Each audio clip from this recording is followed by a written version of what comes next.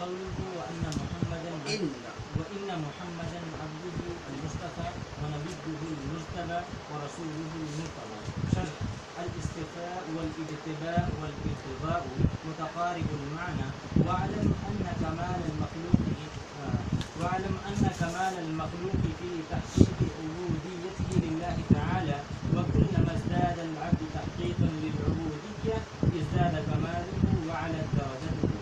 ومن توهم أن المخلوق يخرج عن العبودية بوجه من الوجوه وأن الخروج عنها أكمل فهو من أجهل الخلق وأضلهم. قال تعالى: وقالوا اتخذ الرحمن ولدا سبحانه بل عباد مكرمون. الأنبياء إلى غير ذلك من الآيات. وذكر الله نبيه صلى الله عليه وسلم باسم العبد في أشرف المقامات، فقال فيه ذكر الإسراء. بسم اللہ والصلاة والسلام علی رسول اللہ وعلی آلہ وصحبہ ومن والاه. طحاویہ کے اندر ابھی تک جو بحث چلی ہے یا چلے گی، جو باقی رہ گئی ہے، وہ متعلق ہے اللہ رب العالمین پر ایمان اور اس کے اسماء و صفات کے حوالے سے. یعنی اللہ رب العالمین کی یا تو ذات کے بارے میں، یا اس کے اسماء کے بارے میں، یا اس کی صفات کے بارے میں، اور صفات چاہے ذاتیہ ہو چاہے فعلیہ ہو، ان کے بارے میں گفتگو. یعنی اللہ رب العالمین کی ذات اور ہی محور تھا ساری گفتگو کا. یہاں سے اس کا دوسرا شق، اس کی دوسری شق کا آغاز ہو رہا ہے. ایک مومن کے لیے جہاں لا الہ الا اللہ کہنا ضروری ہے، وہیں دوسری شق اس کی کیا ہے؟ محمد رسول اللہ. اللہ کے بارے میں معرفت جیسے ضروری ہے، ویسے ہی دوسرا ترازو اس کا کیا ہے؟ محمد رسول اللہ صلی اللہ علیہ وسلم کے بارے میں پوری تفصیلی جانکاری انسان کو ہونی چاہیے، ہے کہ نہیں؟ اللہ پر ایمان، اللہ کے رسول پر ایمان. ویسے بھی جب ایمان کا ذکر کیا جاتا ہے تو دونوں کو ذکر کیا جاتا ہے. تو یہاں تک اللہ پر ایمان کے حوالے سے گفتگو ہے. اب یہاں سے جو گفتگو ہے وہ توحید رسالت جس کو کہا جاتا ہے. تقویۃ الایمان میں آپ لوگوں نے پڑھا ہوگا توحید کی اقسام انہوں نے 4 اقسام بیان کی ہیں. عام طور سے توحید کی 3 قسمیں پڑھتے ہیں آپ. تو توحید اتباع انہوں نے ایک ذکر کی ہے، تو توحید رسالت ہے. یعنی اللہ کے رسول صلی اللہ علیہ وسلم کا اتباع میں جو مقام ہے، مخلوقات میں وہ مقام آپ صلی اللہ علیہ وسلم کے ساتھ اس میں کوئی شریک نہیں ہے. ٹھیک ہے؟ مطبوع صرف اور صرف اللہ کے رسول صلی اللہ علیہ وسلم کی ذات بابرکات. تو یہ دوسرا پہلو ہے جس میں توحید رسالت کے حوالے سے یا اللہ کے رسول صلی اللہ علیہ وسلم اللہ رب العالمین پر گفتگو کے بعد مخلوقات میں جو سب سے افضل ہیں ان کے بارے میں جن کا اقرار کیے بغیر آپ امت محمد میں شامل نہیں ہو سکتے. توحید اللہ رب العالمین کی اور رسالت رسول پاک صلی اللہ علیہ وسلم کی. تو رسالت کے بارے میں یہاں سے گفتگو کا آغاز ہو رہا ہے. تو ہم چاہتے ہیں کہ اس وقت کے درس کو انشاءاللہ یہاں سے شروع کرتے ہیں تاکہ ایک دھرے پر ہماری گفتگو رہے. وہ والا موضوع انشاءاللہ صبح کو مکمل کریں گے اور یہ موضوع یہاں سے شام کو انشاءاللہ چلائیں گے. اس کے اندر سب سے پہلی چیز ہوگی آج کے درس میں جو بتایا وَإِنَّ مُحَمَّدًا عَبْدُهُ الْمُصْطَفَى وَنَبِيُّهُ الْمُجْتَبَى وَرَسُولُهُ الْمُرْتَضَى. اس کے اندر بنیادی طور پر کیا کیا باتیں آئیں گی وہ اجمالی طور پر پہلے سمجھ لیجیے کہ محمد صلی اللہ علیہ وسلم اللہ کے بندے ہیں. آپ صلی اللہ علیہ وسلم کی صفت عبودیت پر گفتگو ہوگی، صفت عبودیت پر گفتگو ہوگی. اب آپ سمجھ گئے ہوں گے کہ کہنے کا مقصد کیا ہے. جو لوگ آپ صلی اللہ علیہ وسلم کو نور کہتے ہیں، جو لوگ جو اس سلسلے میں باطل عقائد کو لاتے ہیں یا یہ کہتے ہیں کہ وہی جو مستوی عرش تھا، سمجھ گئے آپ لوگ؟ تو ان سب عقائد پر رد اسی کے سلسلے میں انشاءاللہ جو ہے وہ کریں گے انشاءاللہ شارح. دوسری بات انہوں نے کہی نبی المجتبی و رسول المرتضی. تو نبی اور رسول 2 وصف سے آپ صلی اللہ علیہ وسلم کو متصف کیا. تو ان دونوں وصفوں کا معاملہ کیا ہے؟ نبی کیا ہے اور رسول کیا ہے؟ دونوں میں علاقہ کیا ہے؟ اس پر انشاءاللہ گفتگو. اور یہ ساری گفتگو وَإِنَّ مُحَمَّدًا عَبْدُهُ الْمُصْطَفَى کے تحت ہوگی. ٹھیک ہے؟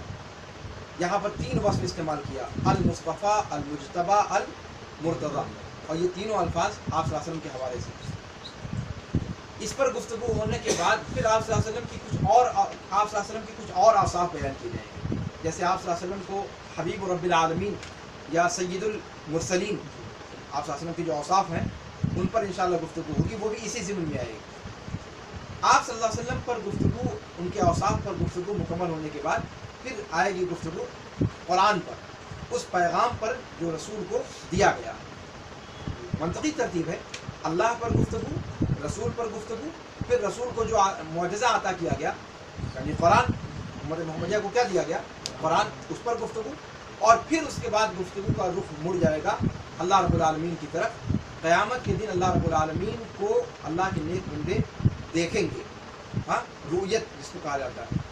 تو یہ اہم مباحث ہیں عقیدے کے جو آپ کو انشاءاللہ اس سال مکمل کرنے ہیں، اور سب معرکۃ العرا مباحث ہیں، سبھی مباحث کیا ہیں؟ معرکۃ العرا مباحث ہیں۔ ان مباحث کو ہم لوگوں کو انشاءاللہ حتی المقدور ہم کوشش کریں گے کہ امام ابن ابی کے ساتھ چلتے ہوئے مکمل کریں، اور اگر چلتے ہوئے مکمل نہیں کر سکیں گے تو ہم مسائل کو اجمالاً لے لیں گے، عبارت مکمل ہو سکے یا نہ ہو سکے، اس لیے کہ اصل مقصود معلومات کو پہنچانا ہے، نہ کہ ہمیں لکیر کا فقیر بننا ہے۔ ٹھیک ہے، تو امام طحاوی رحمہ اللہ کا قول ہے وَإِنَّ مُحَمَّدًا عَبْدُهُ الْمُصْطَفَى وَنَبِيُّهُ الْمُجْتَبَى وَرَسُولُهُ الْمُرْتَضَى۔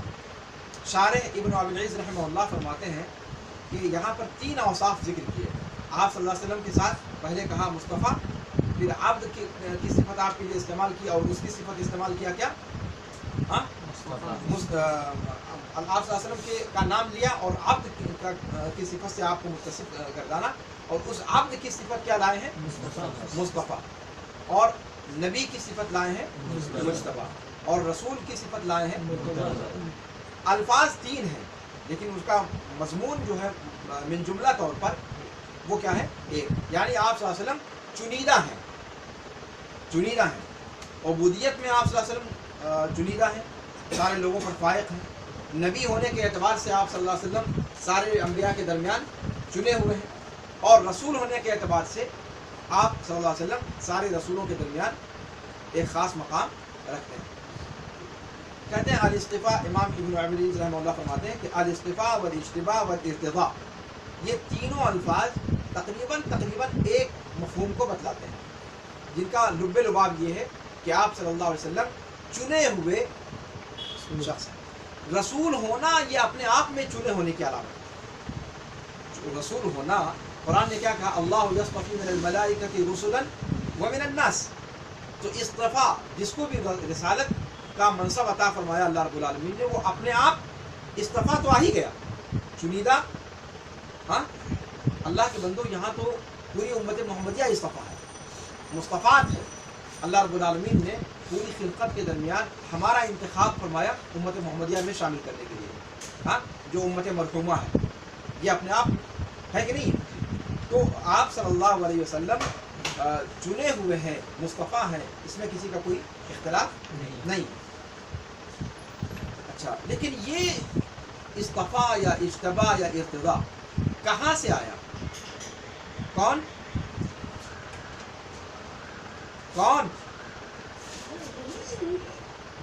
ہاں؟ اچھا، تو کیا نام ہے؟ اصطفاء، اجتباء اور ارتضاء، ایک چیز جان لیں کہ اللہ رب العالمین کے نزدیک چنے جانے کا کوئی شارٹ کٹ راستہ نہیں ہے، کوئی شارٹ کٹ راستہ نہیں، ایک ہی راستہ ہے، اور وہ کیا ہے؟ عبودیت کا راستہ۔ کمال عبودیت کے راستے سے ہی ایک عام شخص نبوت کے منصب تک پہنچتا ہے، اور نبوت کے منصب سے رسالت کے منصب تک پہنچتا ہے، اور رسالت کے منصب سے خاتم الرسول کے مرتبے تک پہنچتا ہے۔ یعنی اس کا مطلب یہ ہوا کہ چنیدہ جب کہا جائے تو چنے جانے کا معاملہ یہ ہے کہ عبودیت کی صفت میں کون کس درجے کو پہنچا ہوا ہے۔ جو جتنے بڑے کمال کو پہنچے گا وہ اتنے بڑے مقام کا حقدار ہوگا۔ یعنی یہ صرف اس لیے نہیں ہے کہ کسی کا منہ دیکھ کر کے کسی کو منصب دے دیا جاتا ہے، جیسے دنیا کے اندر ہوتا ہے، ہاں، کہ کسی کو سفارش کی بنیاد پر، کسی کو وسیلے کی بنیاد پر، کسی کو کسی کا چمچہ ہونے کی بنیاد پر۔ اللہ رب العالمین کے ہاں اصطفاء، اجتباء اور ارتضاء کا پیمانہ یہ نہیں ہے۔ اصطفاء، ارتضاء اور اجتباء کا پیمانہ کیا ہے؟ کمال عبودیت۔ جو جس قدر کمال عبودیت کو ثابت کرے گا وہ اس قدر اعلیٰ مقام کو پہنچے گا۔ سمجھ آ رہا ہے؟ بہت مطلب دقیق انداز میں سمجھنے کی کوشش کرنا۔ یہاں اصل میں رد ہے کس پر؟ صوفیہ پر، جو کہتے ہیں کہ یہ اللہ والے ہیں.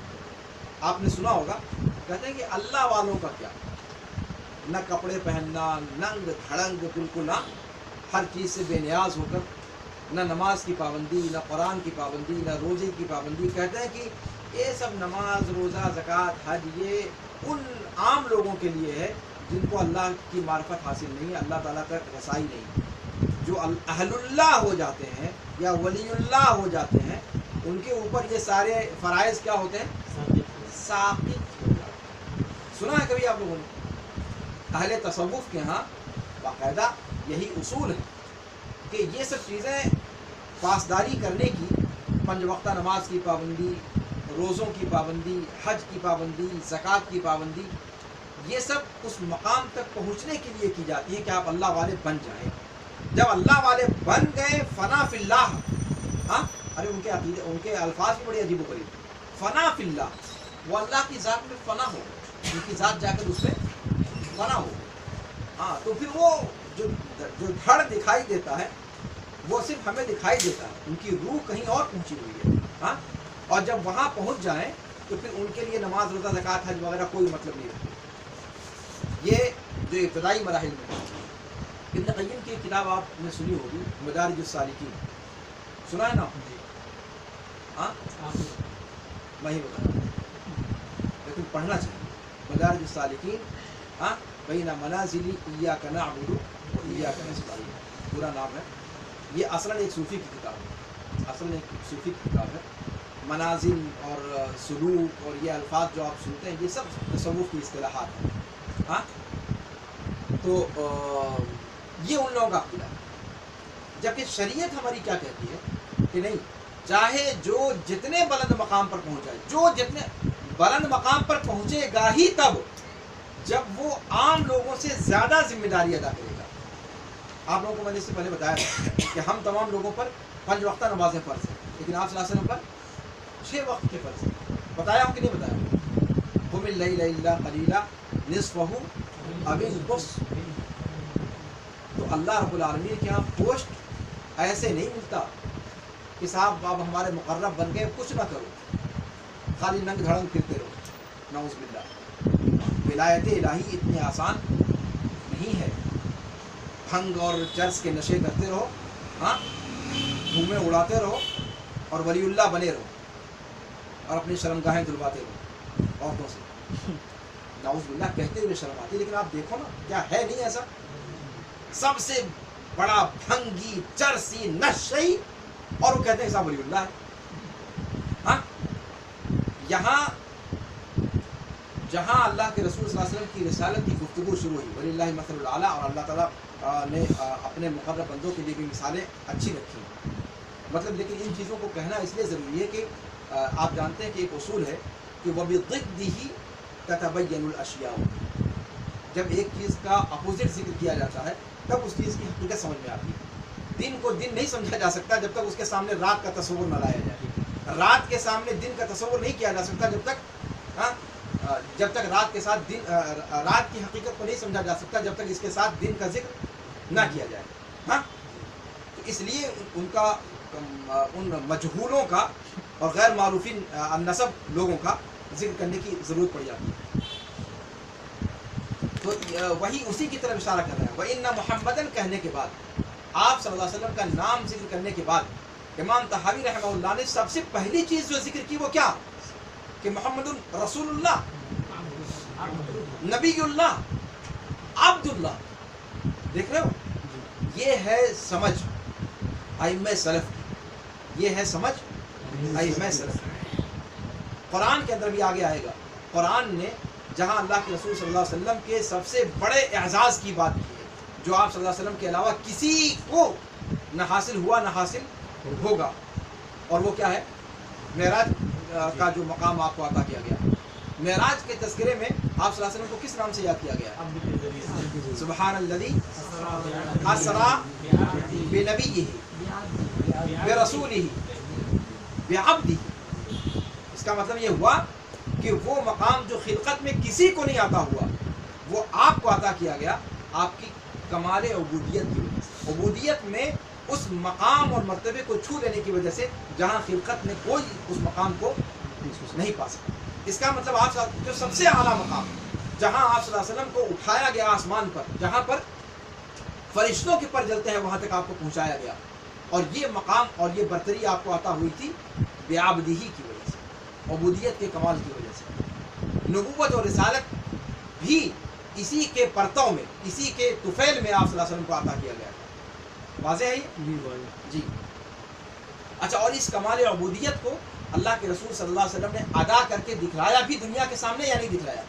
یا صرف قرآن نے کہہ دیا ہے اس لیے ہم مانتے ہیں؟ ادا کر کے دکھلایا.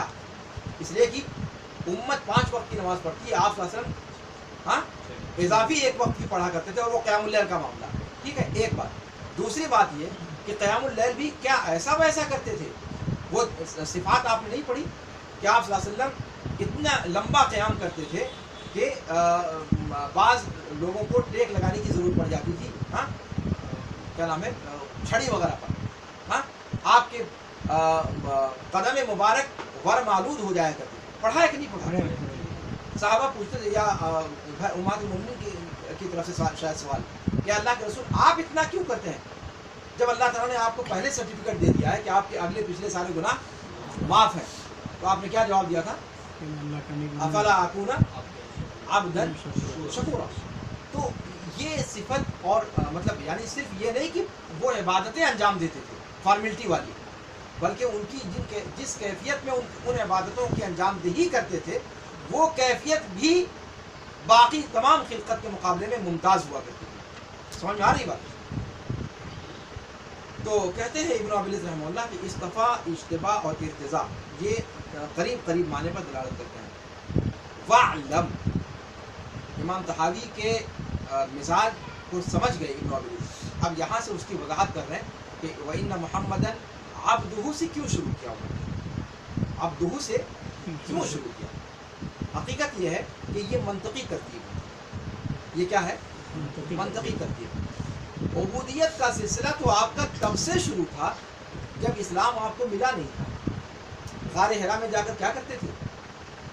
بخاری کی روایت ہے, غار حرا میں کیا کرتے تھے؟ کان یتحنث, ہاں یتحنث کا لفظ آیا. غار حرا میں جا کر کئی دنوں تک پڑے رہتے تھے اور وہاں عبادت کرتے رہتے. آیا ہے کہ نہیں آیا؟ اس کا مطلب یہ ہوا کہ فرسٹ اسٹیپ آپ کی زندگی کا عبودیت تھی. نبوت سے پہلے دیکھ لیں آپ, یہ سب مقامات تو آپ کو بعد میں ملے, یہ سب مقامات آپ کو بعد میں ملے. 40 سال تک کی مدت جو آپ نے گزاری, وہ مدت آپ کی اکثر و بیشتر کہاں گزرتی تھی؟ خلقت سے الگ غار حرا کے اندر.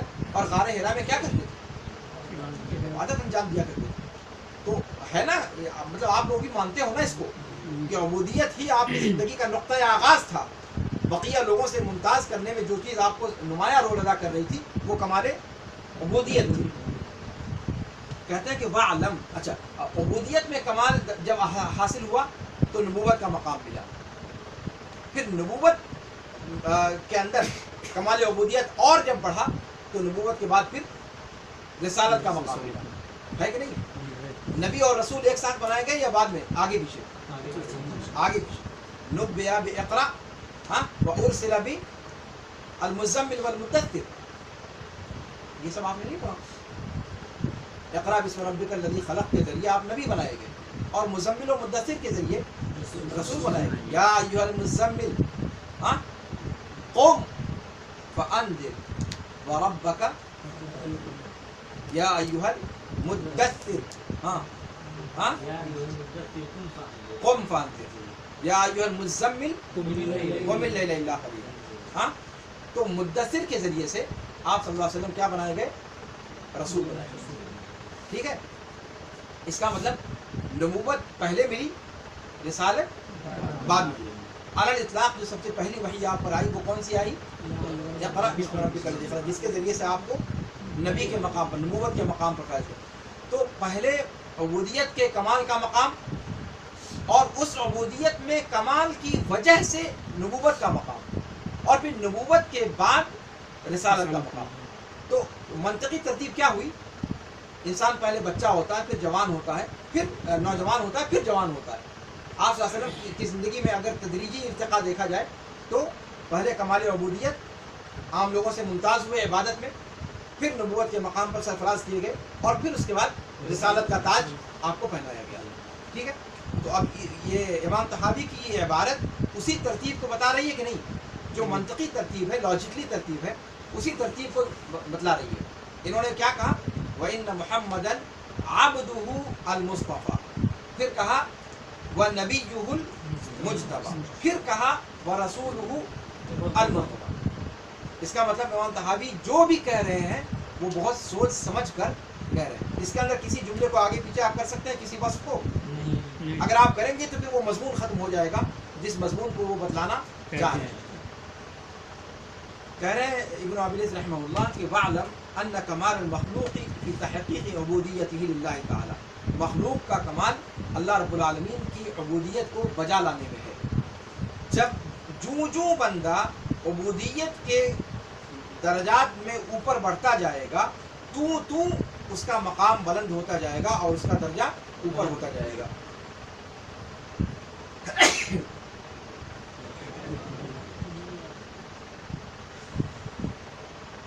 جی کہتے ہیں ومن توہم، اب یہاں سے پیچھا کر رہے ہیں کس کا؟ جن کی طرف، جن بزرگوں کی طرف میں نے اشارہ کیا۔ ہاں نہیں سمجھایا؟ کہتے ہیں کہ ومن توہم ان المخلوق یخرج عن العبودیت بوجہ من الوجوہ، جسے یہ وہم پیدا ہو گیا کہ مخلوق کسی بھی طرح سے عبودیت کے دائرے سے خارج ہو سکتی ہے، مخلوق خارج ہو سکتی ہے کسی بھی مرحلے میں۔ ہاں یعنی کوئی ایسا مرحلہ آ سکتا ہے کسی کے اوپر کہ عبودیت کے کیا نام ہے کی صفت سے وہ خارج ہو سکتی ہے، اس طور پر کہ اس کے اوپر نماز ساقط ہو جائے، روزہ ساقط ہو جائے، حج ساقط ہو جائے۔ ہاں اگر کسی کو یہ گمان ہے کہ کوئی بندہ اپنے زندگی کے کسی بھی مرحلے میں ان چیزوں سے خارج ہو سکتا ہے، وَأَنَّ الْخُرُوجَ عَنْهَا أَكْمَلُ، اور یہ کہ جن لوگوں پر فرائض ساقط ہو جاتے ہیں وہ زیادہ کامل بن جایا کرتے ہیں، ہاں ولی اللہ بن جایا کرتے ہیں۔ جو یہ وہم کرتا ہے فَهُوَ مِنْ أَجْهَلِ الْخَلْقِ، یہاں پر گاج گرائی ہے، ہاں فَهُوَ مِنْ أَجْهَلِ الْخَلْقِ وَأَضَلِّ۔ ابن ابی العز اتنا بیچارے سوچ کر بولتے ہیں، سنبھال کر کے، لیکن یہاں پر ہاں نہیں سنبھال پاتے۔ کہا کہ فَهُوَ مِنْ أَجْهَلِ الْخَلْقِ وَأَضَلِّهِمْ، تو مخلوق میں، ساری مخلوق میں سب سے بڑا جاہل اور سب سے بڑا کمبخت گمراہ شخص ہے۔ ہاں اچھا، قال تعالی، اب سلف کے یہاں یہ چیز آپ پائیں گے کہ کوئی بھی بات کہتے ہیں تو اس کی دلیل اپنے ساتھ رکھتے ہیں، یہ نہیں کہ صرف جذبات کی وجہ سے کہتے ہیں۔ اللہ تعالیٰ فرماتا ہے وَقَالُوا اتَّخَذَ الرَّحْمَنُ وَلَدًا سُبْحَانَهُ بَلْ عِبَادٌ مُكْرَمُونَ۔ دیکھو یہاں پر یہ عباد مکرمون کس کو کہا ہے؟ یا کفار مشرکین نے کن کو کہا تھا کہ اللہ کی بیٹیاں ہیں؟ فرشتوں کے بارے میں کہا وَقَالُوا اتَّخَذَ الرَّحْمَنُ وَلَدًا، ان لوگوں نے کہا، قرآن نے کہا کہ ان لوگوں نے کہا، ان لوگوں سے مراد کفار مشرکین کہ اتخذ الرحمن ولدا، کہ رحمان نے اپنے لیے اولاد بنا لی، اولاد اپنے لیے رکھ لیا۔ سبحانہ، اللہ رب العالمین پاک ہے، برگزیدہ ہے کہ اپنے لیے اولاد رکھے، اس کو اولاد کی حاجت نہیں۔ اولاد وہ رکھے جو ناقص ہے، ہاں جو کامل ہے، جس کو کسی سہارے کی ضرورت نہیں، اس کی اولاد کی کیا حاجت ہے؟ ہاں جو صمد ہے اس کو اس چیز کی حاجت نہیں ہے۔ تو کہا کہ اللہ رب العالمین پاک ہے۔ بل عباد مکرمون، جسے یہ اولاد کہہ رہے ہیں وہ کیا ہے؟ عباد مکرمون، وہ معزز بندے ہیں۔ یہاں پر فرشتوں کی جو اکمل ترین صفت ہے اس کو ذکر کیا ہے۔ فرشتوں کو بھی یہ کمال جو حاصل ہوا، ظاہر سی بات ہے کہ جس طرح خیر اور شر کا معاملہ ہے کہ شر میں سب سے اونچے درجے پر پہنچا ہوا کون ہے؟ شیطان۔ شر کے معاملے میں سب سے اونچی گدی پر براجمان ہے کون؟ حضرت شیطان لعنہ اللہ۔ اس کے بالمقابل خیر کی سب سے اونچی گدی پر کون ہے؟ فرشتے ہیں، جو شر جن کے اندر اللہ نے رکھا ہی نہیں ہے سرے سے۔ ہاں تو خیر اور شر دونوں قوتوں میں ایک طرف شیطان ہے ابلیس اور دوسری طرف فرشتے ہیں۔ تو فرشتوں کو خیر میں رمز کیوں بنا دیا گیا کہ وہ خیر کا رمز ہو گئے. عباد سمجھ آئی بات؟ نہیں سمجھ. یعنی یہ کمال خیر میں جو ان کو ایک مثال بنا دیا گیا، وہ مثال اس لیے بنے کہ وہ عباد ہیں، وہ اللہ رب العالمین کے لیے عبادت میں کمال رکھنے والے لوگ ہیں، عبودیت میں کمال رکھنے والے لوگ ہیں.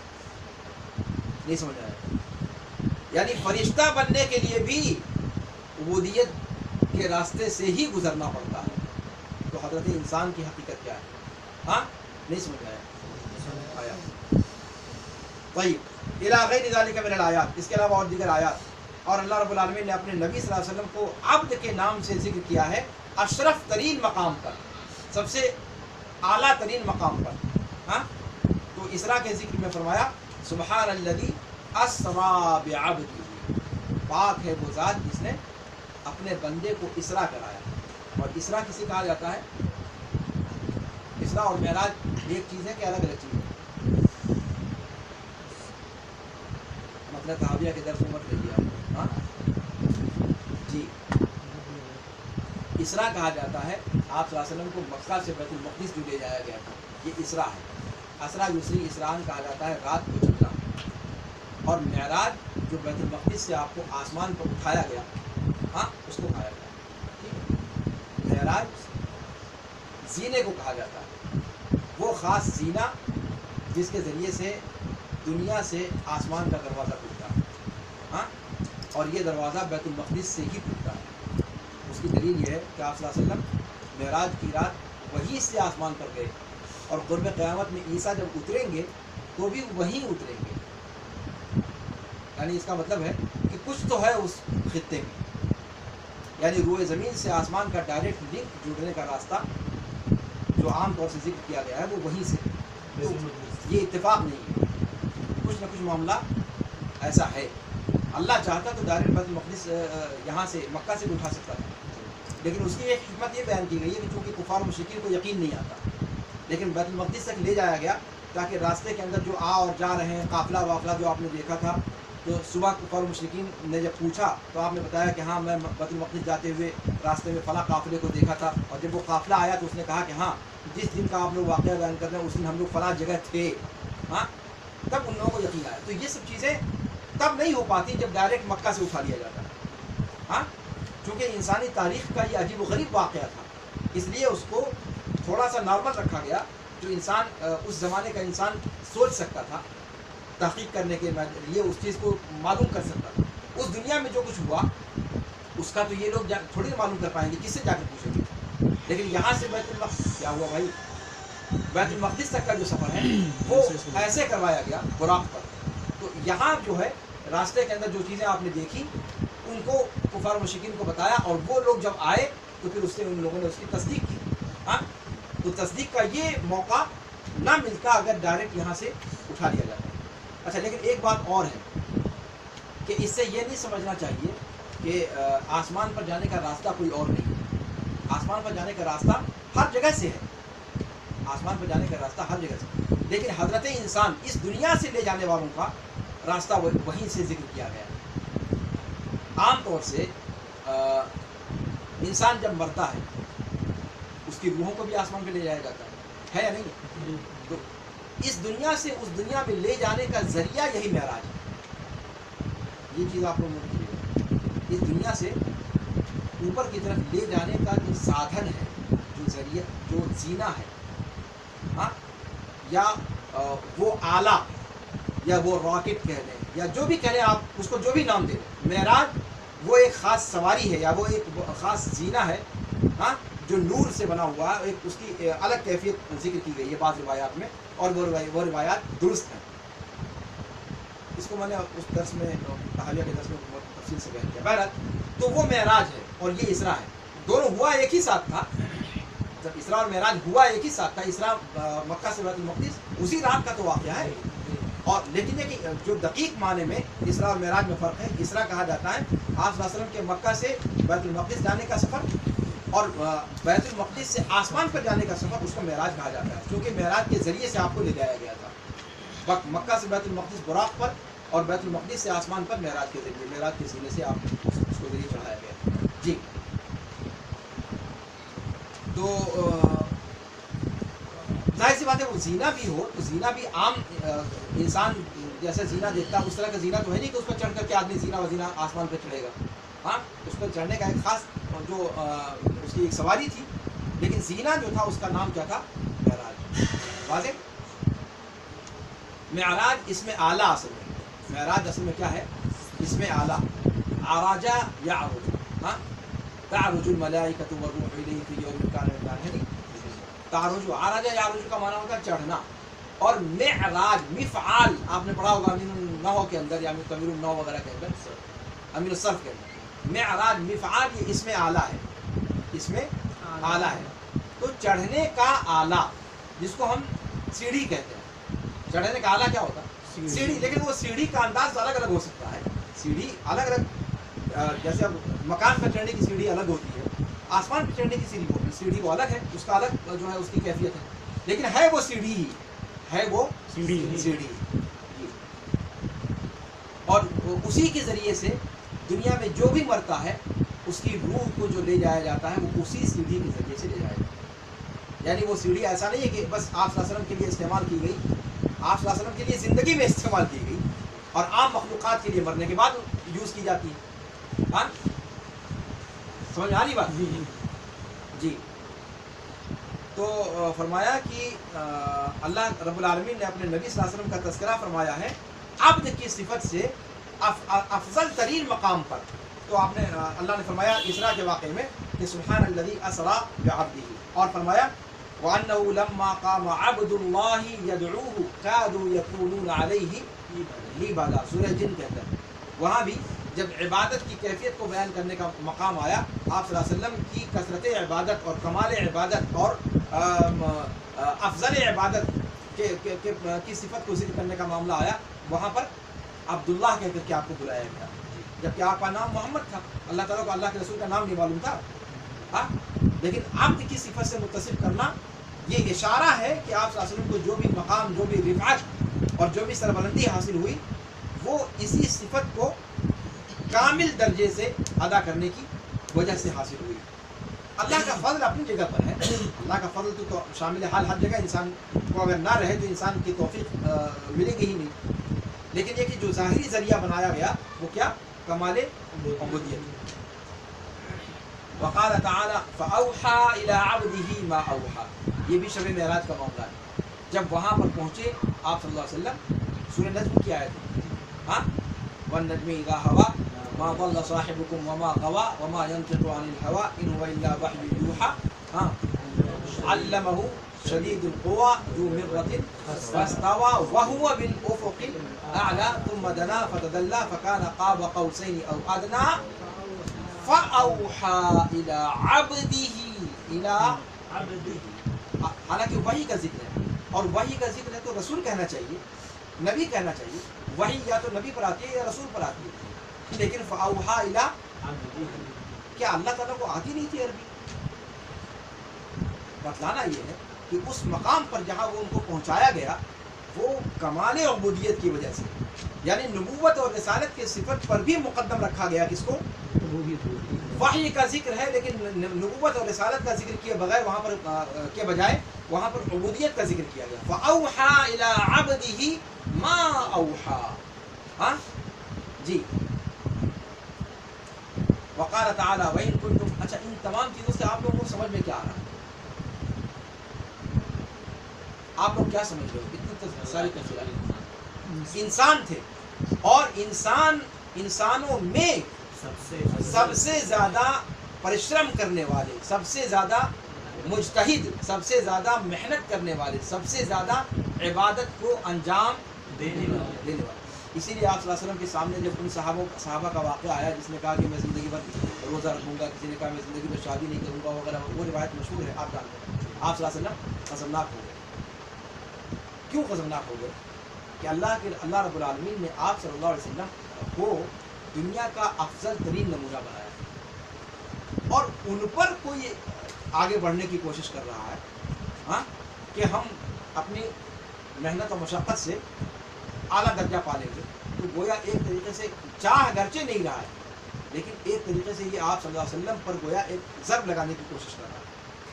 वहीं पर अल्लाह के रसूल सल्लल्लाहु अलैहि वसल्लम ने कहा कि मैं तुम में सबसे अकमल हूँ, वहीं पर कहा ना मैं तुम में सबसे अकमल हूँ, लेकिन मैं ये भी करता हूँ, मैं ये भी करता हूँ, मैं सोता भी हूँ, जागता भी हूँ, इबादत भी करता हूँ, रोज़ा भी रखता हूँ, छोड़ता भी हूँ, हाँ शादी भी करता हूँ।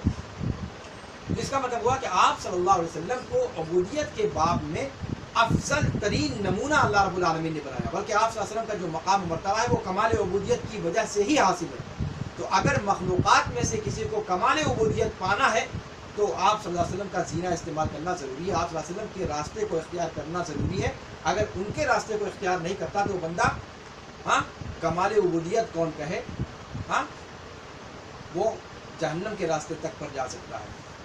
गरचे वो बज़ाहिर समझ रहा हो कि वो इबादत कर रहा है, गरचे वो समझ रहा हो कि क्या कर रहा है, जिसको कुरान ने क्या कहा, क्या है, कुल हल नुनब्बिउकुम बिल अखसरीन अमाला अल्लज़ीना ضل सअयुहुम फ़िल हयातिद दुनिया व हुम यहसबून अन्नहुम युहसिनून सुनअ। ये मामला कि कोई समझता है कि भाई हम इबादत का काम कर रहे हैं, बड़ा अच्छा काम कर रहे हैं, लेकिन मसला ये कि इबादत का काम अगर रसूलुल्लाह सल्लल्लाहु अलैहि वसल्लम की सनद उस पर नहीं है तो फिर वो अच्छा काम बाकी नहीं बचता, फिर वही काम आपकी हलाकत का काम बन जाता है। अखसरीन अमाला कुरान ने उनको कहा है, हाँ जी मुशाइख। उसके बाद अल्लाह ने फरमाया वइन कुंतुम फी रैबिम मिम्मा नज़्ज़लना अला अबदिना, यहाँ भी हाँ फ़अौहा इला अब्दी मा औहा, वहाँ पर कहा वही के सियाक में नबी और रसूल को जिक्र करने के बजाय अब्दियत को उबूदियत को जिक्र किया। यहाँ कुरान के नाज़िल करने की बात दुनिया के अंदर जब आ रही है वइन कुंतुम फी रैबिम मिम्मा नज़्ज़लना अला अबदिना अला रसूलिना या अला नबीना, ये सारी चीज़ें दलील है किस बात की कि अल्लाह के रसूल सल्लल्लाहु अलैहि वसल्लम को जो भी मकाम मर्तबा अल्लाह रब्बुल आलमीन की तरफ से मिला था वो उबूदियत के कमाल को पहुँच जाने की वजह से मिला था, और उबूदियत का कमाल यूँ ही नहीं हासिल हो गया था, बल्कि आप सल्लल्लाहु अलैहि वसल्लम आम लोगों से कहीं ज़्यादा इबादत में इज्तिहाद करने वाले थे जी। और जब आप सल्लल्लाहु अलैहि वसल्लम के बारे में ये मामला है तो फिर आम मखलूक़ात कैसे पहुँच सकती है बग़ैर इबादत के, हाँ ख़ास तौर से कोई भंगी, कोई चरसी, कोई नशई, हाँ क्या ख्याल, कोई हीरोइन ची, हाँ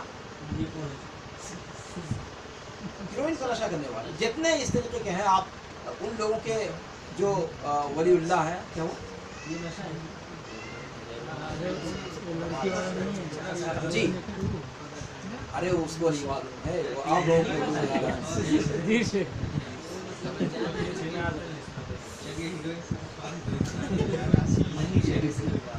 चलिए कहते हैं कि वबिदालिका इशारा सिफत उबूदियत के कमाल की तरफ है। इशारा किसकी तरफ है?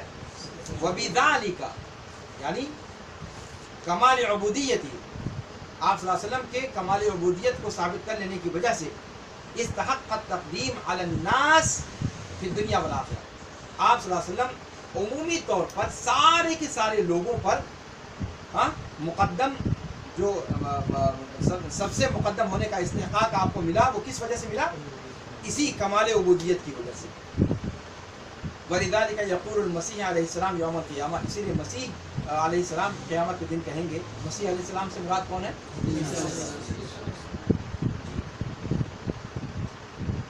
मसीह क्यों कहते हैं इनको? क्योंकि जब किसी मुर्दे के ऊपर हाथ रखते थे अल्लाह ने इनको मुआवजा अता कर दिया, किसी बीमार पर हाथ रखते तो शफायाब हो जाता जी जी, और मुर्दे को कहते कुम, तो कुम बिइज़्निल्लाह, तो वो खड़ा हो जाएगा जी।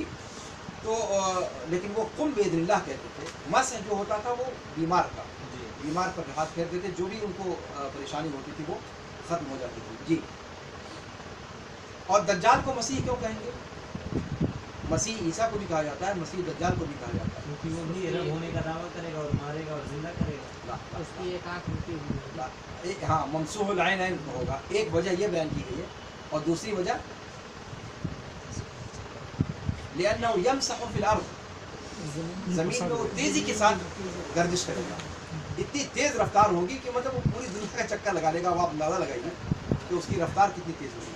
तो यमसह अल अर्ज़, ज़मीन पर तेज़ी के साथ वो गर्दिश करेगा, इस एतबार से तो मसीहुल ऐनैन और ये वजह, तो मसीह का लफ्ज़ दोनों के लिए इस्तेमाल हुआ जी। یہ باتیں ضمن آ جاتی ہیں نہیں. کہتے ہیں وَلِذَلِكَ يَقُولُ الْمَسِيحُ علیہ السلام یوم القیامہ، اسی لیے مسیح علیہ السلام قیامت کے دن کہیں گے اذا طلبوا منه الشفاعة بعد الانبیاء علیہم السلام، جب شفاعت کا مطالبہ کرے گی خلقت، سب سے پہلے جائیں گے آدم علیہ السلام کے پاس. آدم علیہ السلام اپنی غلطیوں کو یاد کر کے کہیں گے بھیا کسی اور کے پاس جاؤ. تب آئیں گے نوح علیہ السلام کے پاس. نوح علیہ السلام بھی اپنا کچھ عذر پیش کر دیں گے. پھر آئیں گے ابراہیم علیہ السلام کے پاس. ابراہیم علیہ السلام بھی عذر پیش کر دیں گے. پھر آئیں گے موسیٰ کے پاس. موسیٰ علیہ السلام بھی عذر پیش کر دیں گے. تب آئیں گے عیسیٰ کے پاس. عیسیٰ کے پاس جب آئیں گے بقیہ انبیاء کے بعد، عیسیٰ کیا کہیں گے؟ وہ تو ٹھیک ہے محمد، لیکن وہ کہیں گے کیا؟ یہاں پر اس موقع پر جو جملہ ادا کریں گے وہ جملہ محل شاہد ہے. کہتے ہیں کہ جب ان سے اپنے سے پہلے انبیاء کے پاس سے ہو کر کے جب پوری خلقت ان کے پاس آئے گی، اور یہ مطالبہ کس چیز کا کریں گے؟ کس چیز کی شفاعت؟ لا ابداً، ہاں لا لا لا لا ابداً نہیں بھائی.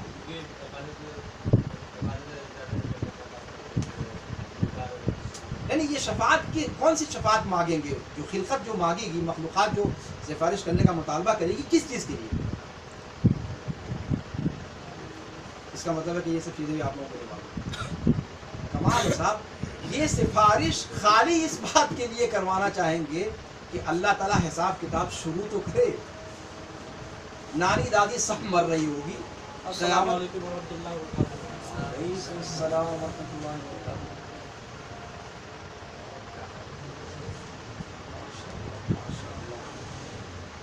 بیٹھے خوشی بیٹھے. چلیں بہت لیٹ ہو گیا. ابھی تک یہی بیٹھے کیا؟ ہاں استمدادی سے لمبا ہو اس ٹائم تو کہہ رہے تھے کہ آپ کے پاس ہے نہیں. میں تو کارڈ رکھا تھا وہاں پر حکیم بھائی کے اچھا ہاں. اچھا. اور سب خیریت سے؟ ہاں چائے وائے تو پی لیجیے. نہیں نہیں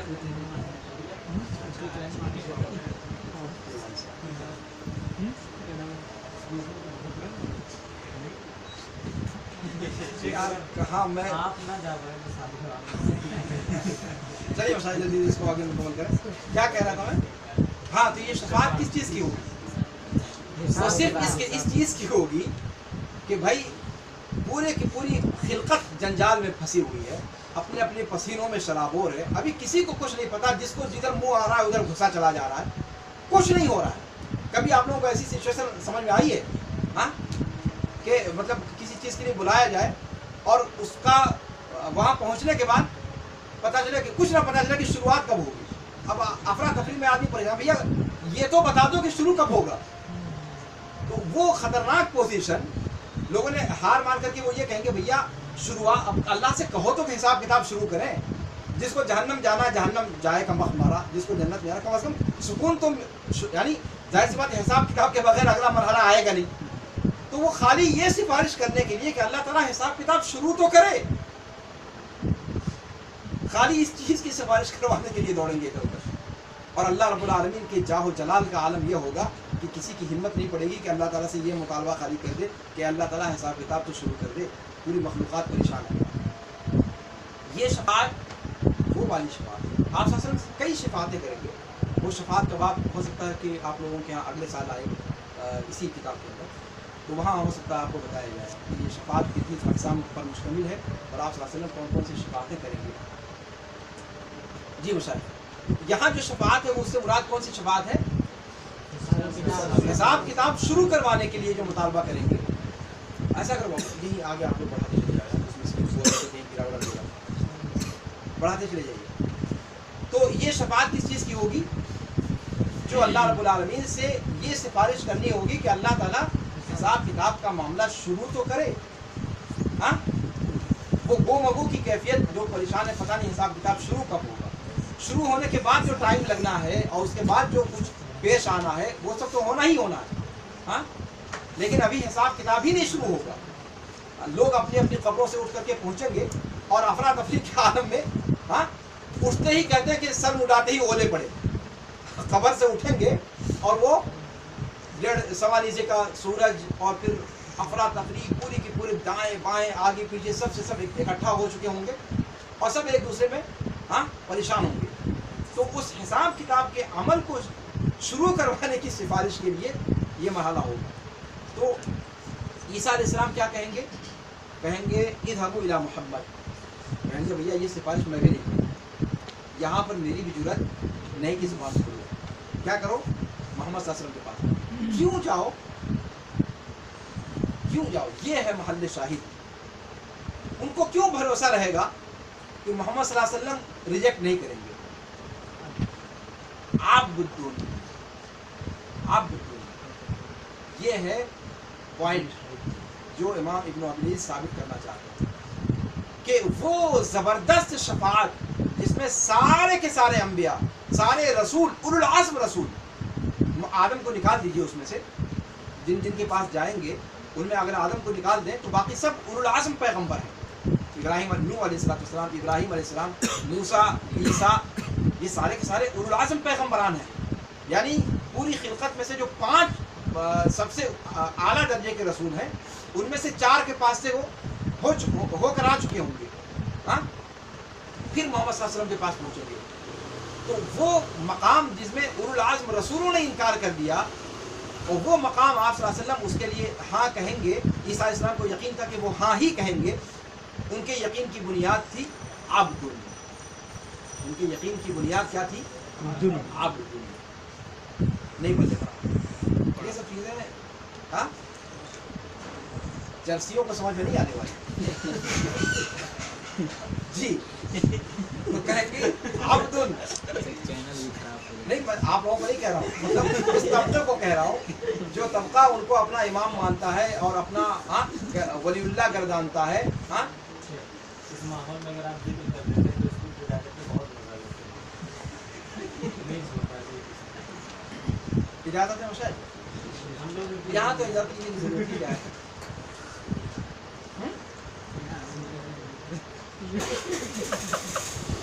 یہاں ضرورت ہی نہیں ہے, جو سب کے سامنے ہے تو ماشاءاللہ.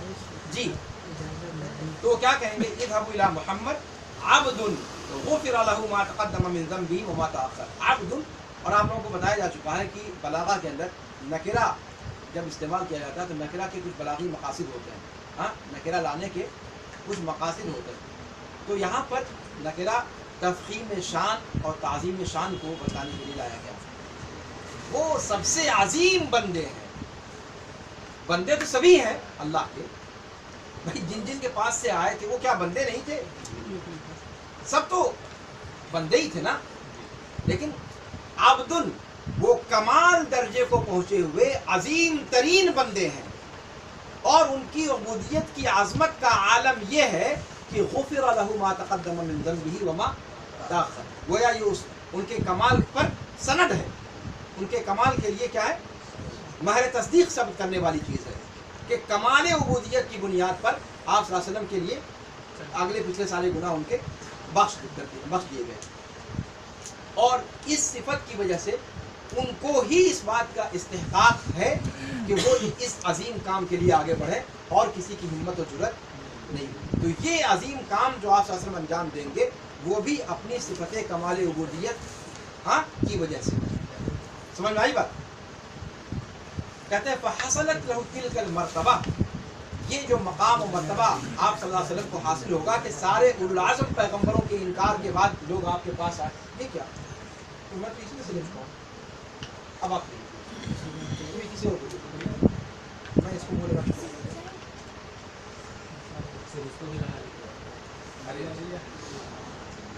دے دو تیمی صاحب نہیں, کسی سب کو پہنچ چکی ہے. لے دو, کوئی آدمی لے لو, آ چکی ہے تو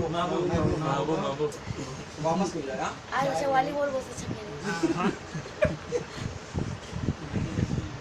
جی مشاہد, تو کیا کہہ رہا تھا؟ کہتے ہیں کہ فحاصلت له تلك المرتبہ بتکمیل عبود. ان ساری چیزوں کا جو لب لباب ہے وہ کیا کہ آپ صلی اللہ علیہ وسلم کو جب ذکر کیا جائے تو آپ کے ساتھ نبوت اور رسالت کے مقام سے پہلے کمال عبودیت کے مقام کو مد نظر رکھا جائے, جو قرآن کا طریقہ ہے, جو حدیث کا طریقہ ہے. ہاں ہے کہ نہیں؟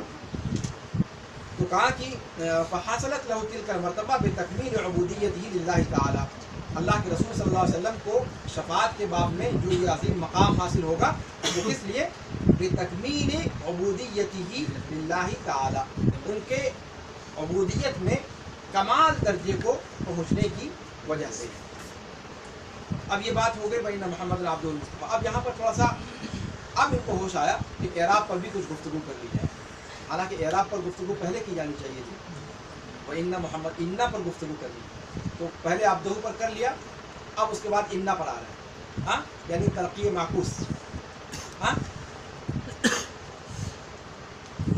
یہاں پر وَأَنَّ مُحَمَّدًا عَبْدُهُ الْمُصْطَفَىٰ کہیں گے یا وَإِنَّ مُحَمَّدًا، وَإِنَّ مُحَمَّدًا، اس لیے کہ یہ عطف ہے مطلب کا شروع، ان اللہ واحد ان اللہ واحد، احسن، ان اللہ واحد لا شریک نہیں، لیکن ان اللہ سے پہلے کیا ہے؟ نقول نقول فی نقول، ہاں نقول فی توحید اللہ معتقدین بتوفیق اللہ ان اللہ واحد واحد، تو یہ قول کا مقول ہے، اور ان اللہ واحد پر عطف ہے وان محمدا عبد المصطفیٰ، تو معطوف علیہ کا اعراب ایک ہوتا ہے۔ تو جس طرح ان اللہ واحد لا شریک لا یہ قول کا مقول واقع ہے، ویسے ہی ان محمدا عبد المصطفیٰ یہ قول کا مقول واقع ہے، اسی لیے یہاں پر انا کہا جائے گا، قالا کے بعد انا نہیں آگا کبھی بھی۔ کہتے ہیں وَإِنَّ مُحَمَّدًا حمزہ کے کسرے کے ساتھ ہے، یہ عطف ہے ان اللہ واحد لا وحدہ لا شریک، کسی کو دیکھ کر نہیں کہہ دیا سماج میں نے اس کو دیکھا ہی نہیں، یہیں پر لکھا ہوا ہے ان اللہ وحدہ لا، پہلے آگے جواب تلاش کرو، ان اللہ وحدہ لا شریک لا، واحد واحد لا شریک واحد ہے وہی پر۔ جی اس لیے کہ یہ سارے جملے قول کا معمول ہیں، یعنی قول کا مقول واقع ہے، یعنی آنی قولہ نقول فی توحید اللہ، ٹھیک ہے؟ تو اب یہاں پر یہ اعراب کی بحث ہوگی کہ یہاں آپ انا کیوں پڑھیں گے، انا کیوں نہیں پڑھیں گے۔ کہتے ہیں کہ اب یہاں سے معاملہ آ گیا، پھر علم کلام والا معاملہ چھیڑ رہا ہے، ٹھیک ہے؟ کہتے ہیں وَالطَّرِيقَةُ الْمَشْهُورَةُ عِنْدَ أَهْلِ الْكَلَامِ وَالنَّظَرِ تَقْرِيرُ نُبُوَّةِ الْأَنْبِيَاءِ بِالْمُعْجِزَاتِ، اہل کلام کے یہاں کسی نبی کی نبوت کیسے ثابت ہوتی ہے؟ کہتے ہیں معجزات کے ذریعے۔ کس کے ذریعے؟ لیکن کیا یہ بات درست ہے؟ اگر نبی کے پاس اگر معجزہ نہ ہو تو وہ نبی نہیں ہے۔ نبی کی اپنے نبوت کے لیے معجزہ کے علاوہ کوئی دلیل اس کے پاس نہیں ہوتی۔ ہاں صحیح بات کیا ہے؟ ہاں صحیح بات کیا ہے؟ معجزہ دلیل ہے نبوت کی، اس کا انکار نہیں، لیکن کیا وہی اکلوتی دلیل ہے؟ ایسی بات نہیں ہے۔ آپ صلی اللہ علیہ وسلم کی نبوت کی دلیل آپ صلی اللہ علیہ وسلم کا صادق و امین ہونا بھی تھا، آپ صلی اللہ علیہ وسلم کا بیہیویئر جو ان لوگوں کے درمیان آپ صلی اللہ علیہ وسلم کی جو سیرت طیبہ تھی وہ اپنے آپ میں دلیل تھی کہ آپ سچے ہیں، آپ نبوت کے دعوے میں سچے ہیں، اور آپ نبی ہونے کی بات جو کہہ رہے ہیں وہ کیا ہے؟ برحق ہے یا نہیں؟ یا صرف چاند کو دو ٹکڑے کرنا اور قرآن لے کر کے اترنا یہی آپ صلی اللہ علیہ وسلم کی نبوت کی دلیل ہے؟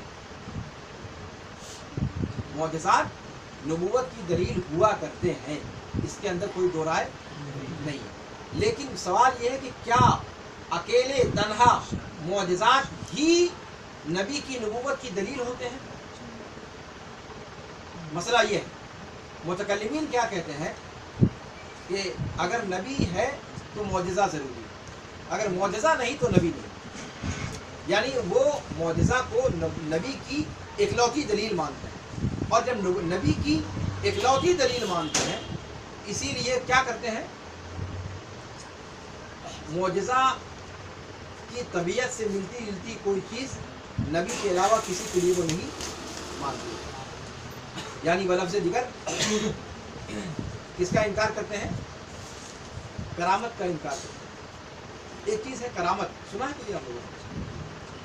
ایک چیز ہوتی ہے معجزہ اور ایک چیز ہوتی ہے کرامت۔ کرامت کیا ہوتی ہے؟ ہاں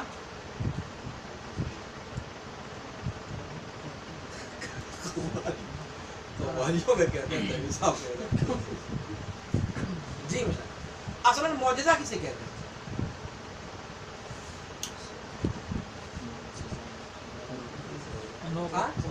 خلق عادت، ناممکن نہیں کہتے اس کو، خلق عادت۔ خرق عادت چیز کا ظاہر ہونا کسی انسان کے ہاتھوں، یعنی کسی انسان کے ہاتھوں ایسی چیز کا ظاہر ہونا جو انسان کی عام طور پہ جہاں تک طاقت ہے اس سے اوپر کی چیز مانی جائے، جیسے آگ پر چلنا، پانی پر چلنا، ہاں، فضاؤں میں اڑنا وغیرہ وغیرہ۔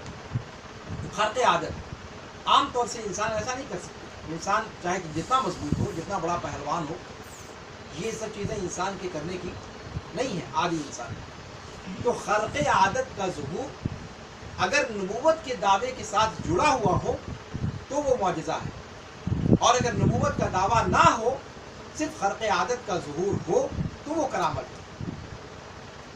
تو وہ کیا ہے؟ کرامت ہے، اور یہ کرامت اللہ کے نیک بندوں کے ہاتھ پر اللہ تعالیٰ ظاہر کرتا ہے۔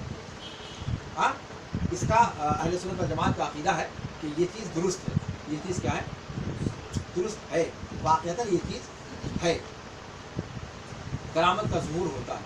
لیکن کرامت کے ظہور میں یا معجزے کے ظہور میں یہ نبی یا کرامت کا ظہور کرنے والا اپنی مرضی سے نہیں کرتا، یہ اللہ تعالیٰ کرواتا ہے، اللہ تعالیٰ کرواتا ہے۔ یعنی اتنی ان کی وہ نہیں ہوتی کہ وہ چاہیں کہیں کہ صاحب ایسا کر دو، اور نبی کہے گا کہ ہاں میں ایسا کر سکتا ہوں اور ایسا کر دے، ایسا ہوتا نہیں۔ اللہ رب العالمین کی مرضی جب ہوتی ہے تب وہ خرق عادت چیز کا ظہور کسی کے ہاتھ پر بھی کرواتا ہے، چاہے وہ نبی ہو چاہے غیر نبی۔ اچھا، ایک چیز اور ہوتی ہے، میرے خیال سے اس کو آپ لوگ اگلے سال ہی اس کو بھی پڑھیں گے، یقینی طور پر ابھی تک نہیں آیا۔ ایک چیز ہوتی ہے معجزہ، ایک چیز ہوتی ہے کرامت، اور ایک چیز ہوتی ہے استدراج۔ استدراج کیا ہوتی ہے؟ استدراج۔ تو کرامت اور استدراج، اس کے اندر کہا جاتا ہے خرق عادت چیز کا ظہور، لیکن غیر نبی کے ہاتھ میں، غیر نبی کے ذریعے، یعنی نبوت کا دعویٰ اس کے اندر موجود نہ ہو۔ نبوت کا دعویٰ موجود ہو تو اس کو معجزہ کہا جاتا ہے۔ نبوت کا دعویٰ اگر موجود نہیں ہے تو اس کو خرق عادت کا ظہور اگر ہو رہا ہے تو کرامت یا استدراج کہیں گے۔ اب مسئلہ ہے کہ کرامت کہاں ہوتی ہے اور استدراج کہاں ہوتا ہے۔ کرامت اللہ کے نیک بندوں کے ہاتھ پر صادر ہوتی ہے، اور استدراج یہ شیطان کی طرف سے ہوتا ہے اور شیطانی قوتوں کے ہاتھ میں ہوتا ہے۔ جیسے آپ بہت سارے جادوگروں کو دیکھتے ہیں کرتے ہوئے، ہاں، بہت سارے عاملوں کو دیکھتے ہیں اٹھ پٹانگ چیزیں کرتے ہوئے، تو یہ استدراج شیطان کی طرف سے ہوتا ہے۔ بہت ممکن ہے شیاطین جو ہوتے ہیں، باقاعدہ جادو تو حقیقت ہے نا، جادو تو حقیقت ہے، اور یہ چیز جو ہے واقعتاً ہوتی بھی ہے، تو شیطان کی طرف سے بھی ہوتا ہے۔ تو جو اس طرح کی خرق عادت چیز انسان کے آنکھوں کے سامنے دکھائی دے۔ اچھا، جادو میں بھی ایک چیز تخیل کا مسئلہ ہوتا ہے، یخیل الیہ من سحرہم انہا تسعی، جو موسیٰ السلام کے بالمقابل جادوگروں نے اپنا جادو پھینکا تھا، اس کے بارے میں قرآن نے کہا یخیل الیہ من سحرہم، یعنی وہ سحر تخیل، جادو کی بھی وہ بھی ایک الگ ٹاپک ہے، اس کے بارے میں۔ بہرحال، تو استدراج جو ہے وہ شیطانی قوتوں کی طرف سے ہوتا ہے۔ خرق عادت سب میں مشترک ہے، خرق عادت یعنی انسان کی عام جو پہنچ ہے اس سے اوپر کی کسی چیز کا کرنا، انسان کی بات میں کر رہا ہوں، یعنی ہما اور شبہ کی بات نہیں کہ زید عمر بکر یہ نہیں کر سکتا لیکن یہ کر سکتا ہے، وہ نہیں کر سکتا۔ پورے طور پر انسان کے بس سے اوپر کی کوئی چیز ظاہر ہو، جو آدھی، جیسے کہ اچانک کسی کا اڑنے لگنا۔ اب یہ انسان کتنا ہی بڑا طاقتور ہو، لیکن انسان کا فضاؤں میں اڑنا، یہ آپ تصور کر سکتے ہیں؟ نہیں تصور کر سکتے۔ آلات وغیرہ کی ایجاد کرنے کے بعد وہ سب کرنا، وہ تو وسائل کے ذریعے سے ہوا، لیکن ایسے ہی حضرت انسان نارمل انداز میں بیٹھے بیٹھے اٹھے اور اڑنا شروع کر دیں، تو خرق عادت ہوا نا۔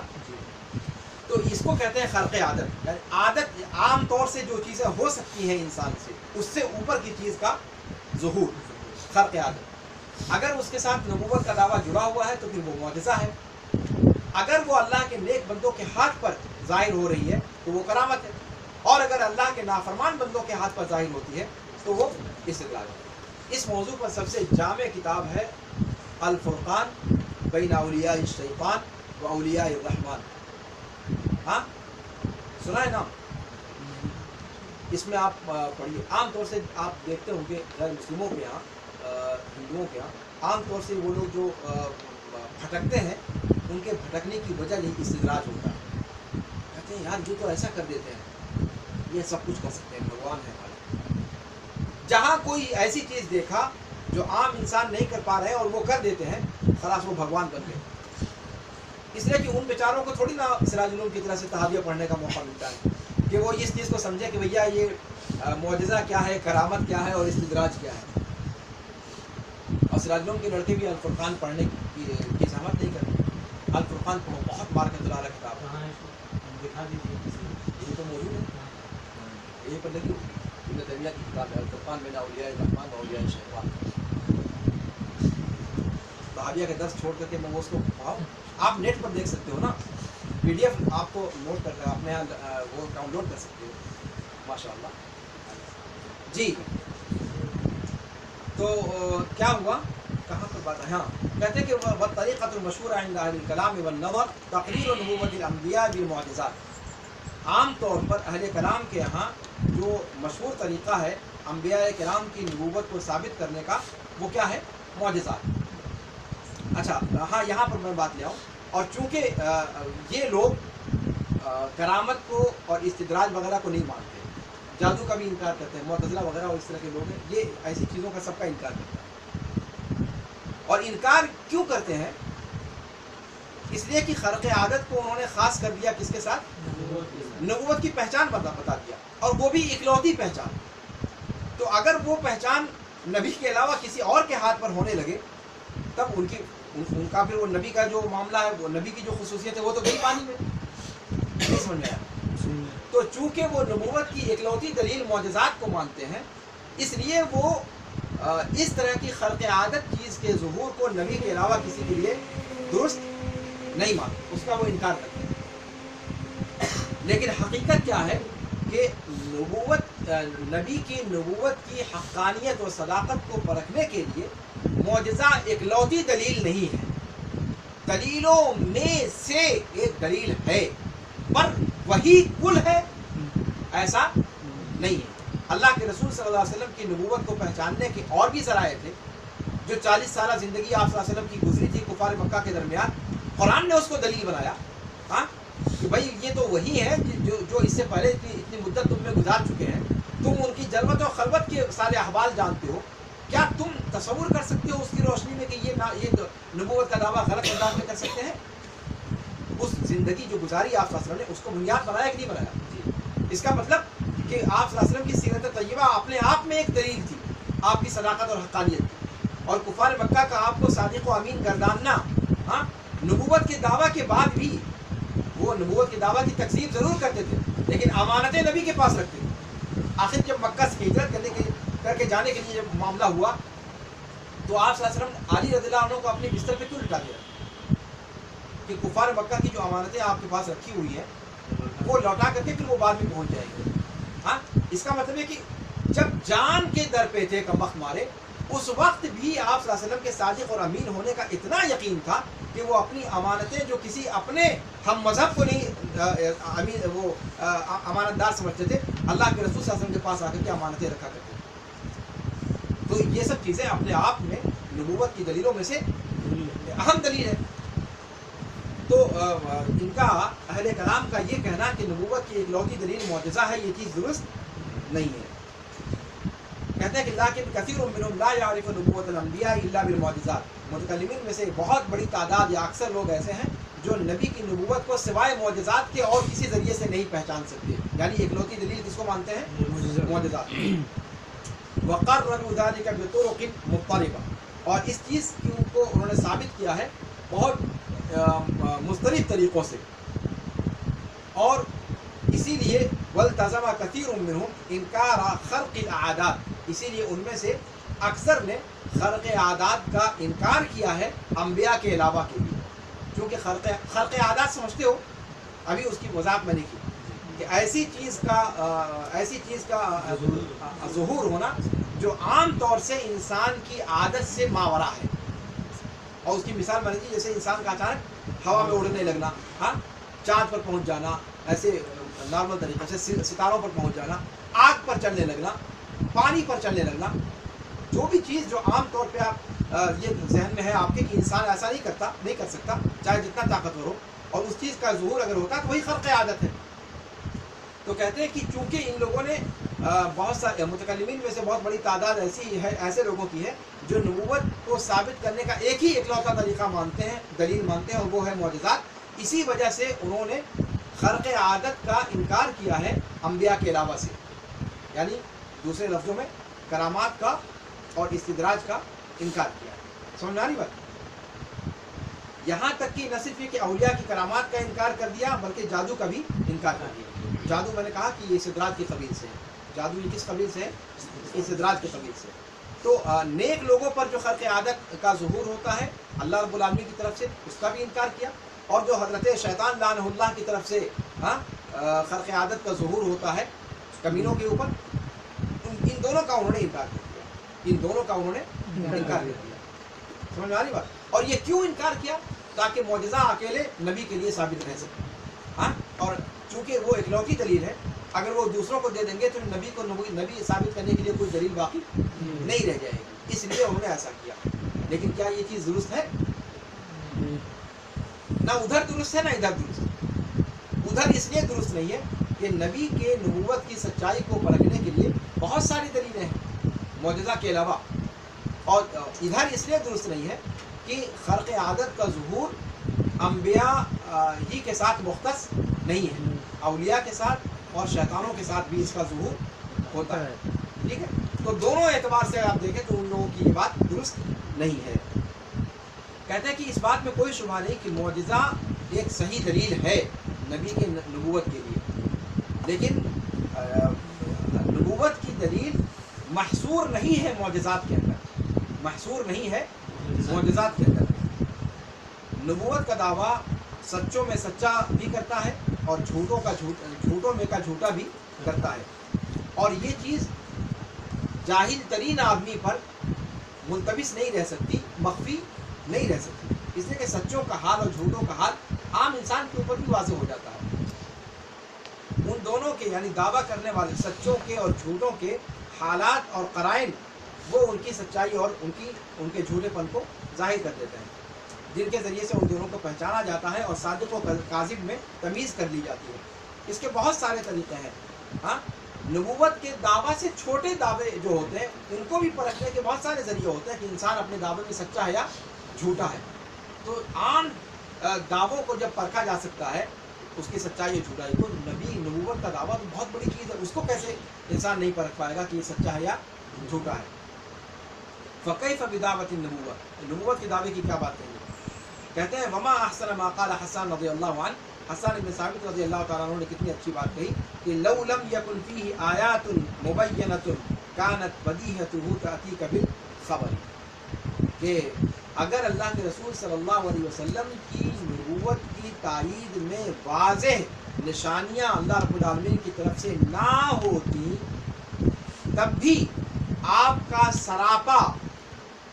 सरापा ही सही खबर आपको पहुंचा देता कि आप सल्लल्लाहु अलैहि वसल्लम के नबूवत के दावे में सच्चे हैं या। आप सल्लल्लाहु अलैहि वसल्लम का चेहरा देख कर कहते हैं आप भी तो मतलब आप यार ये चेहरा जो है ये सच्चे आदमी का चेहरा है।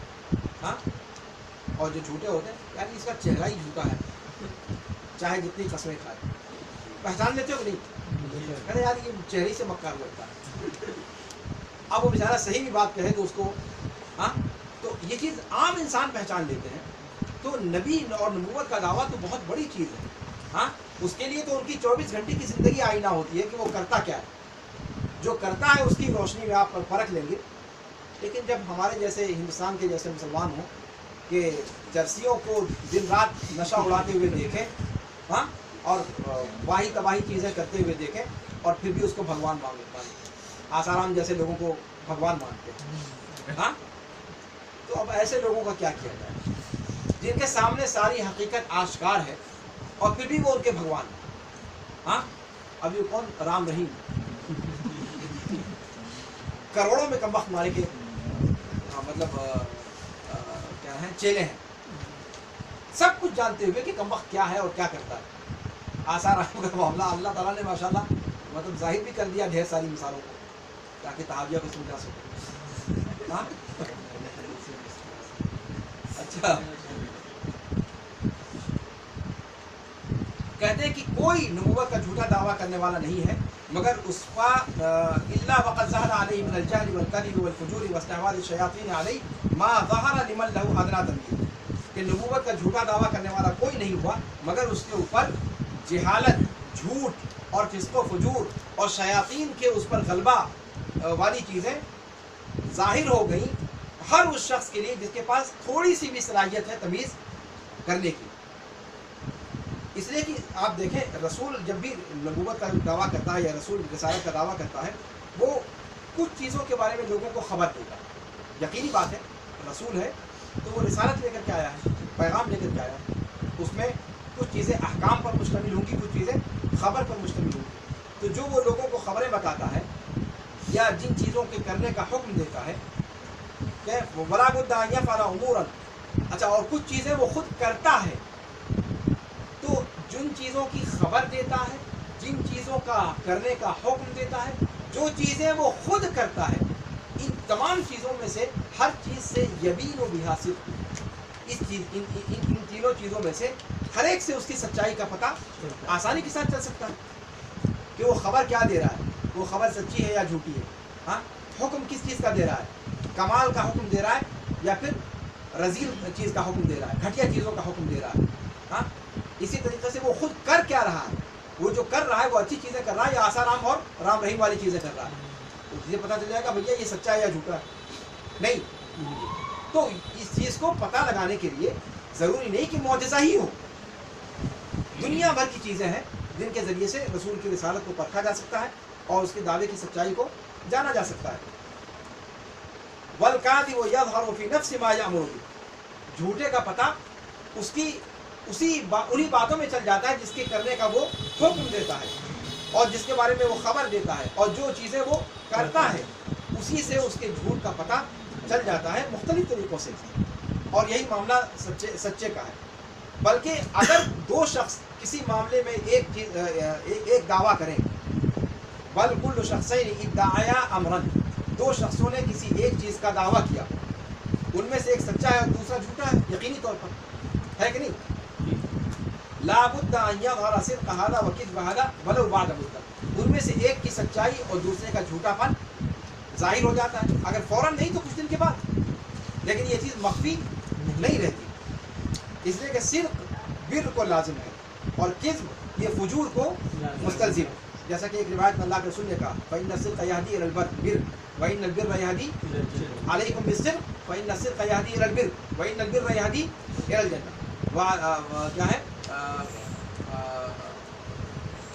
اسی کے بالمقابل کذب کے بارے میں کہا ان الکذب یہدی الی الفجور والفجور یہدی الی النار او کما قال صلی اللہ علیہ وسلم۔ تو اس کا مطلب جھوٹا جو ہوگا وہ فجور کی طرف کہیں نہ کہیں، فسق و فجور کی طرف کہیں نہ کہیں یا تو کرنے کا حکم دے گا یا خود کرے گا یا جو چیزیں بتلائے گا اس کے اندر فسق و فجور کا پتہ چل جائے گا۔ یہ جھوٹے پن ہونے کے لیے لازم ہے کہ ایسا ہو، جیسا کہ صحیحین میں وہ روایت آگے خود آ رہی ہے، اللہ کے رسول نے فرمایا علیکم بالصدق فإن الصدق يهدي إلى البر وإن البر يهدي إلى الجنة وما يزال الرجل يصدق ويتحرى الصدق حتى يكتب عند الله صديقا وإياكم والكذب فإن الكذب يهدي إلى الفجور وإن الفجور يهدي إلى النار وما يزال الرجل يكذب ويتحرى الكذب حتى يكتب عند الله كذابا۔ ٹھیک ہے، اسی لیے اللہ نے فرمایا کہ هل أنبئكم على من تنزل الشياطين تنزل على كل أفاك أثيم يلقون السمع وأكثرهم كاذبون والشعراء السمع وأكثرهم كاذبون، یعنی یہ جتنے بھی غیب کی خبریں بتانے والے یہ سب نجومی اور کیا نام ہے کیا کہتے ہیں اس کو دست شناس، ہاں کامسٹ وغیرہ جتنے ہیں یہ سارے کے سارے لوگ یہ کذاب ہیں، اور ان کا کذاب ہونا پتہ چل جاتا ہے کہ جھوٹے مختلف چیزوں کے ذریعے سے معلوم ہو جاتا ہے۔ تو فرمایا کہ ہر انبئکم علی من تنزل الشیاطین، کیا میں تمہیں نہ بتاؤں کہ شیطان کس پر اترتے ہیں؟ کہا کہ شیطان ہر بہت زیادہ جھوٹ بولنے والے گنہگار پر اترتے ہیں، یہ کان لگائے رہتے ہیں اور ان میں سے اکثر کیا ہیں جھوٹے ہیں، اور شعراء ان کی پیروی گمراہ لوگ کرتے ہیں۔ الم تر انہم فی کل وادی یہیمون، کیا تم نہیں دیکھتے کہ وہ ہر وادی میں بھٹکتے رہتے ہیں؟ یہ کس کے بارے میں کہا؟ شعراء کے بارے میں۔ वअन्नहुम यक़ूलून मा ला यफ़अलून। यानी सबसे बड़ी पहचान, यानी इसका मतलब शुअरा का और रिसालत के पेशे का 36 का आंकड़ा है। हाँ, लाजिम है शायर होने के लिए कि वो ऐसा कुछ कहे जो वो करता नहीं। हाँ, वरना वो शायर होगा ही नहीं। हाँ, इसलिए जितनी महबूबाओं का जिक्र करता है वो सब 99% ख्याली होती है, कोई हकीकत से उसका ताल्लुक नहीं। वाक़तन वो सिर्फ ख्याली पुलाव पकाता रहता है और अपने आप को समझता रहता है। सभी लोग उधर देख रहे हैं, कोई खास बात किधर देख, खैर तो है। ये आम शुअरा की हालत है, इसीलिए कुरान ने आम हुक्म यही लगाया कि वह शुअरा हो यत्तबिउहुमुल गावून, और उसकी वजह बताई क्यों गुमराह लोग या शुअरा की मजम्मत क्यों की कि अलम तरा अन्नहुम फी कुल्लि वादी यहीमून, यानी झूठी बातें बयान करते हैं। अभी उसको पढ़ लो, अगर सिर्फ जोश मली आबादी को कमबख्त मारे हो। हाँ, कमबख्त मारे की इश्किया दास्तानें और माशुकाओं की कहानियाँ, सब बकवासियात, इतना ज़्यादा हाके हुआ उसके अंदर। ऐसा लगता है कि जो इन लोगों के यहाँ जो दिरोमालाई कहानियाँ हिंदुओं की गोपियों वाली, जैसे लगता है कि वो हाँ उस जगह पर है और बाकी सारी गोपियाँ हैं जो उसके गिर्द चक्कर मार रही हो। हाँ, तो शायरों का मामला ऐसे ही होता है। एक गोपी का बहुत तगड़ा नहीं है, शायद ऐसे ही बोला जाता है, मुझे सही से नहीं मालूम। वही कहते हैं, वही खुद पिछली बार तो यार इसलिए सब बताया था किसको? साथ चलिए भाई, हाँ?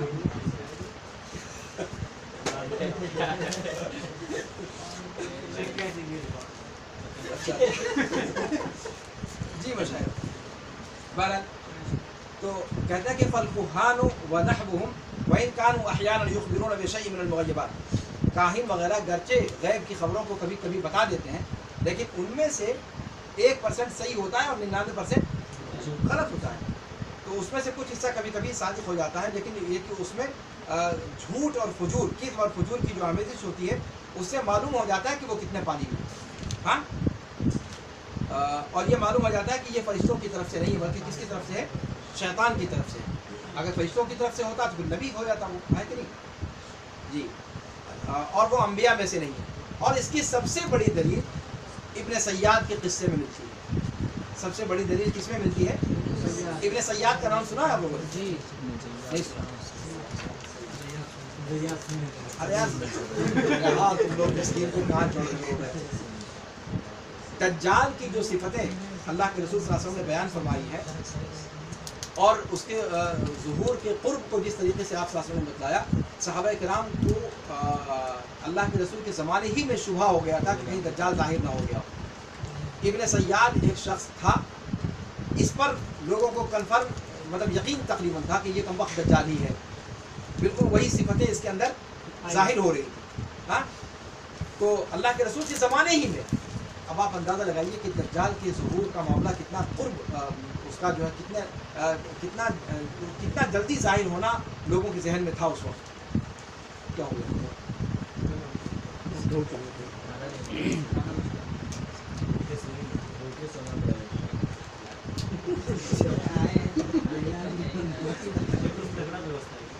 माशाअल्लाह। तो बात तो मुकम्मल कर लो या रहना दीजिए।